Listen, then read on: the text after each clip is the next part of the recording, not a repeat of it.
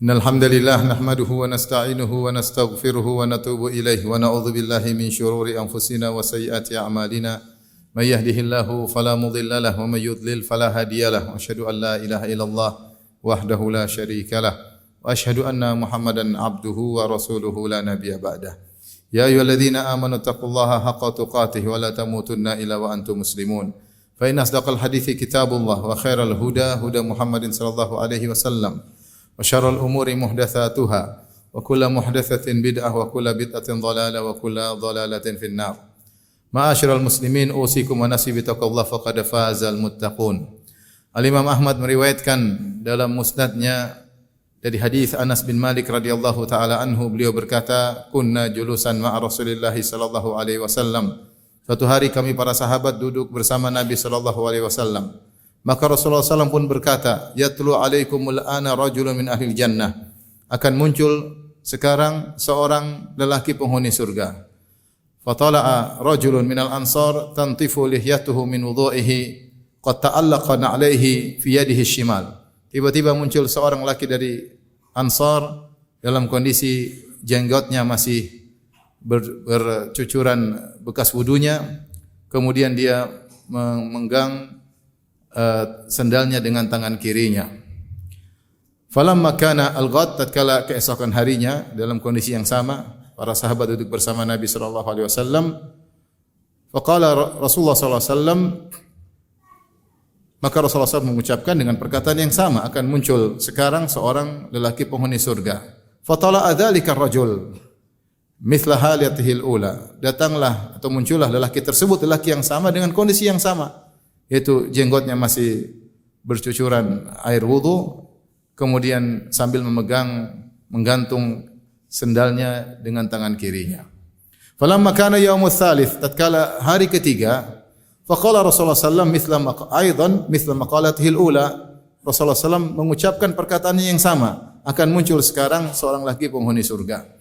Kemudian muncul pula laki tersebut ala halat mithla halatihil ula, dengan kondisi yang sama. Ya. Falamma qama Nabi sallallahu alaihi wasallam, setelah itu Rasulullah SAW bangkit berdiri dan pergi. Tabi'ahu Abdullah bin Amr bin Al-As radhiyallahu anhuma. Maka lelaki ini, seorang Ansari ini yang tidak diketahui namanya, diikuti oleh Abdullah bin Amr bin Al-As radhiyallahu ta'ala anhuma. Kemudian Abdullah bin Amr bin Al-As radhiyallahu anhuma berkata kepada lelaki ini, "Ya Abdullah, wahai fulan, inni lahaitu abi, saya ada masalah dengan ayahku. Wa aqsamtu alla adkhula alaihi thalathan, dan aku telah bersumpah untuk tidak nginap di rumah ayahku selama 3 hari. Fa in ra'ait an tu'yani ilaika hatta tamdi fa'alt." Kalau memang kau mengizinkan aku untuk tinggal bersamamu selama 3 hari, selama 3 malam, jazakallah khair, saya sangat berharap. Maka orang tersebut berkata, "Na'am, silakan." Akhirnya Abdullah bin Amr bin Al-As radhiyallahu anhu pun tidur di rumah orang tersebut selama 3 malam. Kata Anas bin Malik radhiyallahu taala anhu, "Fa kana Abdullah yuhaddits." Maka setelah itu Abdullah bin Amr bin Al-As bercerita tentang kisahnya bersama lelaki tersebut selama 3 malam. Falam yarahu yaqumu minal laili syai'a. Ternyata orang ini selama 3 malam tidak pernah salat malam. Ghairu annahu idza ta'arra minal lail wa taqallaba ala firashihi dzakara Allah wa kabbar hatta yaquma li salatil fajr. Hanya saja kalau di malam hari dia terbangun, maka dia segera berzikir kepada Allah. Lelaki ini yang disebut oleh Nabi penghuni surga selama 3 hari berturut-turut. Dan dia bertakbir kepada Allah Subhanahu wa taala. Demikian, dia tidak bangun malam, tapi kalau setiap dia terjaga, dia berzikir kepada Allah Subhanahu wa taala. Sampai akhirnya salat subuh.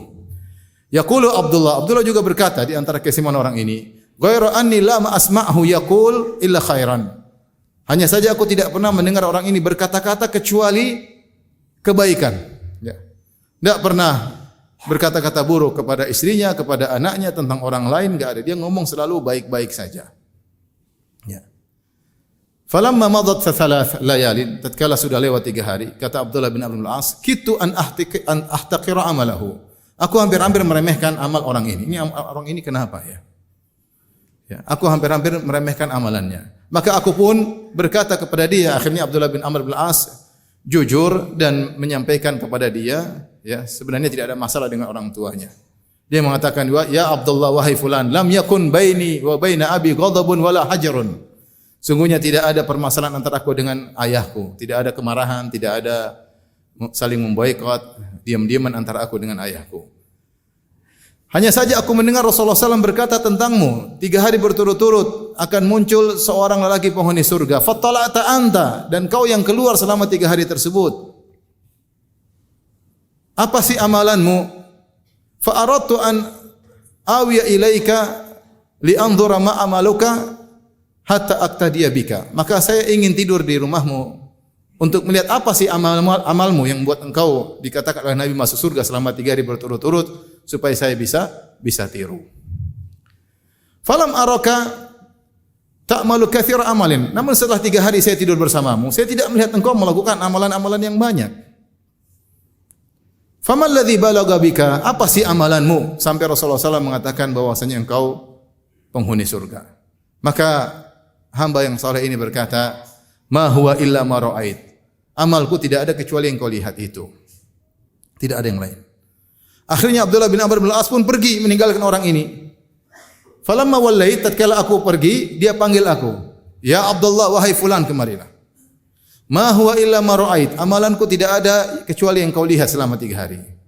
Ghairu anni la ajidu fi nafsi li ahadin minal muslimina ghishan wa la ahsudu ahadan ala khairin a'tahu Allahu iyyah. Hanya saja aku tidak pernah punya perasaan yang buruk kepada seorang pun, ya, dongkol kepada seorang pun, tidak ingin orang lain menimpa keburukan sama sekali. Aku tidak punya niat yang buruk sama seorang pun. Dan aku tidak pernah hasad atas kenikmatan yang Allah berikan kepada siapapun. Maka kata Abdullah bin Abdul As, "Hadhihi allati balagat bika hiya allati la nutiquha." Ini yang amalmu yang luar biasa, inilah yang kami tidak mampu melakukannya. Ma'asyiral muslimin, inilah di antara amalan penghuni surga yang bersih hatinya, selamat hatinya, tidak pernah hasad kepada seorang pun, tidak dongkol kepada seorang pun, tidak menginginkan keburukan kepada seorang pun. Dan amalan hati adalah amalan yang sangat besar, yang menjadi pusat perhatian Allah Subhanahu wa taala. Kata Nabi sallallahu alaihi wasallam, "Innallaha la yanzuru ila ajsamika la yanzuru ila ajsamikum wala ila suwarikum walakin yanzuru ila qulubikum wa a'malikum." Sungguhnya Allah tidak melihat kepada rupa kalian, Allah tidak melihat kepada fisik kalian, tapi yang Allah lihat adalah hati kalian dan amalan kalian. Rasulullah SAW yang pernah berkata dengan menunjuk kepada dadanya 3 kali, kata Rasulullah SAW, "At-taqwa hahuna, at-taqwa hahuna, at-taqwa hahuna." Takwa tempatnya di sini. Takwa tempatnya di sini. Takwa tempatnya di sini. Bihasmi minasyarri an yahqira akhahul muslim. Cukup seorang ditimpa dengan keburukan ketika dia merendahkan saudaranya, meremehkan saudaranya. Maka hadis ini mengingatkan kepada kita untuk perhatian terhadap amalan hati, agar tidak hasad kepada seorang pun dan tidak berniat buruk kepada seorang pun. Dan ini berdampak pada amalan lisan. Lihatlah orang ini tidak pernah berkata-kata keburukan kepada siapapun. Dia tidak pernah berkata-kata buruk kepada istrinya, kepada anaknya, kepada temannya, kepada tetangganya, kepada orang yang hadir ataupun yang tidak hadir. Dia menjaga lisannya. Kenapa? Karena memang hatinya bersih. Keburukan apa yang ingin dia ungkapkan sementara hatinya bersih? Untuk menjadi orang seperti ini perlu perjuangan. Perlu perjuangan untuk membersihkan hati, karena hati kita dihinggapi dengan berbagai macam penyakit dari apa yang kita lihat, dari apa yang kita dengar, dari apa yang kita komentari, mengotori hati kita. Seorang hatinya bersih, maka dia telah memiliki sifat penghuni surga. Aqulu qouli hadza astaghfirullah li wa lakum wa lisal muslimin kulli dhanbin khati'a fastaghfiruhu innahu huwal ghafurur rahim.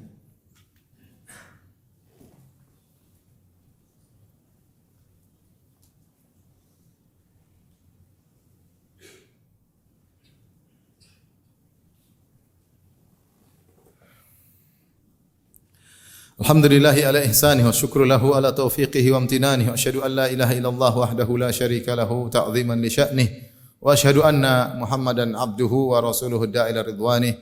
Allahumma salli alaihi wa ala alihi wa ashabihi wa ikhwanihi. Ma'asyiral muslimin, Di antara hal-hal yang bantu kita untuk membersihkan hati kita dari hasad, ya karena ternyata di antara ciri penghuni surga adalah orang yang bersih dari hasad. Maka ada beberapa perkara yang perlu kita renungkan agar kita bisa melawan hasad yang menjangkiti hati kita. Karena hasad sering bercokol di hati kita, namun kita berusaha untuk mengusirnya. Sampai-sampai Syekhul Islam Ibnu Taimiyah pernah berkata, la yakhlu jasadun min hasad. Tidak ada jasad yang selamat dari hasad. Ya. Hasad selalu mengintai. Melihat orang lain punya kenikmatan, dapat kenikmatan, kita hasad. Tidak senang. Ada orang berhasil jadi hartanya banyak, kita hasad. Seorang naik pangkat, kita hasad. Seorang menjadi pejabat, kita hasad. Seorang mobilnya lebih bagus, kita hasad. Seorang dakwanya lebih berhasil, kita hasad. Seorang lebih sukses dalam usahanya, kita hasad. Dan banyak hal. Nah, bagaimana kita bisa membersihkan hati kita? Di antaranya yaitu kita berdoa kepada Allah Subhanahu wa taala agar hati kita dibersihkan dari hasad, ya. Wala taj'al fi qulubina ghillan lil ladzina amanu. Di antaranya, ya Allah, janganlah kau jadikan dalam hati kita kedongkolan, di antaranya hasad kepada orang-orang yang beriman. Di antara juga doa Nabi sallallahu alaihi wasallam, waslul sakhimata qalbi. Ya Allah, cabutlah penyakit-penyakit hatiku. Di antara penyakit berbahaya adalah hasad. Yang kedua, sungguhnya hasad adalah akhlak dari makhluk-makhluk yang buruk. Dia adalah akhlaknya iblis yang hasad kepada Nabi Adam alaihissalam. Dia adalah akhlaknya Qabil dan kepada Habil yang akhirnya membunuh Habil. Karena kurbannya Habil diterima, kurbannya Qabil tidak diterima.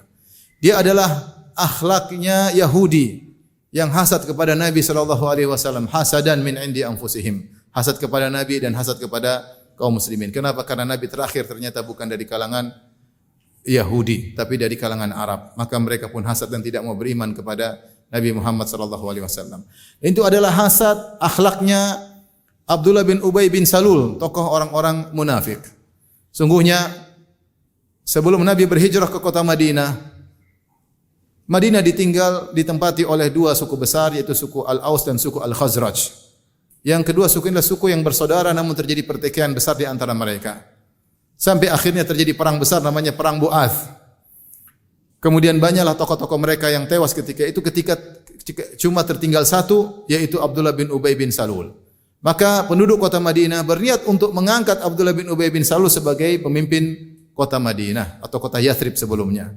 Ternyata ketika dakwah masuk ke kota Madinah melalui perjuangan para sahabat, kemudian banyak di antara mereka masuk Islam dan akhirnya datang Nabi berhijrah ke kota Madinah. Akhirnya mereka menjadikan Nabi SAW sebagai pemimpin kota Madinah. Maka hasadlah Abdullah bin Ubay bin Salul kepada Nabi SAW. Maka dia tidak mau masuk Islam di awalnya. Namun tatkala Islam semakin berjaya, kemudian dia menyatakan Islam namun hatinya menyimpan hasad yang besar. Maka inilah sifat orang-orang munafik. Tentunya kita tidak ingin memiliki sifat makhluk-makhluk terburuk di atas muka bumi ini. Dan hasadlah sifat mereka. Di antara keburukan hasad, orang yang hasad, dia protes kepada pemberian Allah Subhanahu wa taala. Seakan-akan dia mengatakan, "Ya Allah, kenapa kau berikan kepada si fulan jabatan? Kenapa kau berikan kepada si fulan kenikmatan? Kenapa tidak diberikan kepada saya?" Dia protes seakan-akan Allah tidak tahu apa yang Allah lakukan. Allah tidak mengerti apa yang harus dilakukan. Ini bentuk protes kepada pembagian Allah Subhanahu wa taala. Kemudian antara hal yang bisa membantu kita terlepas dari hasad, kita positive thinking. Seandainya Allah berikan kita nikmat tersebut, belum tentu kita bisa mensyukurinya. Belum tentu. Kita lihat orang jadi pejabat, pingin seperti dia, belum tentu kita bisa menjalankan tugas sebagai seorang pejabat. Kita diberikan harta yang mewah, belum tentu kita bisa mensyukurinya. Mungkin kita sombong, mungkin kita angkuh, mungkin kita tidak bayar zakat, mungkin kita merendahkan orang lain, kita enggak tahu. Oleh karenanya ketika kita tidak diberikan nikmat tersebut, kita husnudzan kepada Allah Subhanahu wa taala.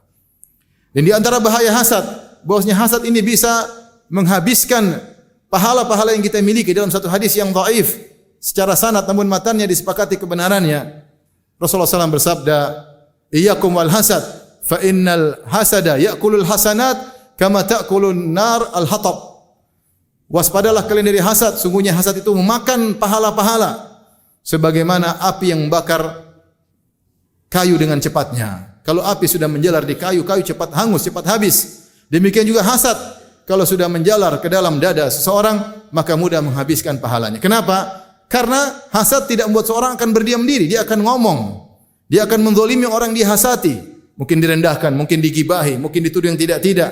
Sehingga hasad mengantarkan kepada perbuatan zalim. Hasad mengantarkan perbuatan zalim sebagaimana Qabil berbuat zalim kepada Habil. Sebagaimana saudara-saudara Nabi Yusuf berbuat zalim kepada Yusuf. Semua karena apa? Karena hasad. Lihatlah sifat penghuni surga yang kita sebutkan di awal hadis. Dia tidak pernah ngomong keburukan tentang orang lain. Kenapa dia tidak hasad sama seorang pun? Kemudian di antara hal yang bisa membantu kita meninggalkan hasad, bahwasanya kalau kita hasad, sungguhnya kita menzalimi diri sendiri, bukan menzalimi orang lain. Orang yang paling sengsara dari hasadnya kita adalah kita sendiri. Kita yang pertama sengsara. Melihat orang dapat nikmat, kita yang sengsara. Dia bahagia, kita sengsara. Dia semakin bahagia, kita semakin apa? Sengsara. Oleh karenanya, di antara ciri-ciri penghuni surga, tidak ada hasad di antara mereka. Penghuni surga, tidak ada dongkol di antara mereka, tidak ada hasad di antara mereka. Kata Allah Subhanahu wa taala, "Wa naza'na ma fi sudurihim min ghillin ikhwanan ala sururin mutaqabilin." Kami cabut dari dada-dada mereka ghil, dengki, semua keburukan hati. Kemudian mereka pun di surga saling berhadap-hadapan, saling bertatap-tatapan dengan penuh kebahagiaan. Orang yang hasad, orang yang sengsara, hanya menyengsarakan dirinya sendiri. Maka sungguh aneh penyakit ini. Dia ingin menzalimi orang lain, ternyata dia menzaliminya dirinya terlebih dahulu. Dan terakhir, kalau seorang hasad, kebanyakan hasadnya tidak merubah kondisi. Jika kita hasad sama orang kaya, apakah setelah kita hasad dia jadi miskin? Tidak merubah kondisinya. Jika kita hasad kepada orang lebih tampan, apakah membuat wajahnya menjadi jelek? Tidak merubah kondisi. Kita hanya menyiksa diri kita. Inilah adalah akhlak yang sangat buruk, perusak kebahagiaan seseorang. Semoga Allah Subhanahu wa taala membersihkan kita dari penyakit-penyakit hasad dan semoga Allah Subhanahu wa taala menjadikan kita para penghuni surga. Innallaha malaikatahu yusholluna 'alan nabi ya ayyuhalladzina amanu shallu 'alaihi wa sallimu taslima. Allahumma shalli 'ala Muhammad wa 'ala ali Muhammad kama shallaita 'ala Ibrahim wa 'ala ali Ibrahim innaka Hamidum Majid. Wa barik 'ala Muhammad wa 'ala ali Muhammad kama barakta 'ala Ibrahim wa 'ala ali Ibrahim innaka Hamidum Majid. Allahumma ighfir lil muslimina wal muslimat wal mu'minina wal mu'minat al ahya'i minhum wal amwat innaka samii'un qaribun mujibud da'wat wa ya qadhiyal hajat. Allahumma ati nufusana taqwaha wa zakkiha anta khairu man zakkaha anta waliyuha maulaha.